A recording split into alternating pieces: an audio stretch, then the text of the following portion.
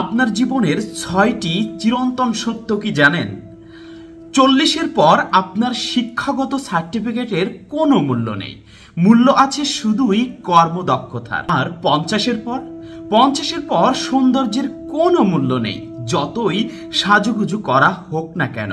ওই চোখের কোণেই কালি পড়বেই, এই গাল ভাঙবেই, আর রঙে ধরা যৌবনে জং পড়ে যাবে।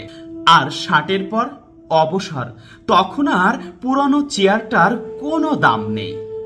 কে ব্যাংকের ম্যানেজার ছিল, কে ম্যানেজিং ডিরেক্টর ছিল, কে শ্রমিক ছিল, সবার পরিচয়ই তখন একটাই, প্রাক্তন কর্মী।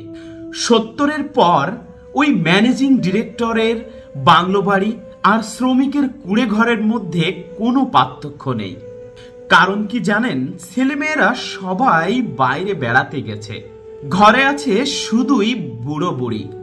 আর 80-তে টাকা থাকলেও কোনো দাম নেই, কারণ তখন আর চলাফেরার মতো তেমন একটা ক্ষমতা থাকে না, তখন শুধুই দরকার জনবল। 90-এর পর জেগে থাকা আর ঘুমানোর মধ্যে কোনো তফাৎ নেই।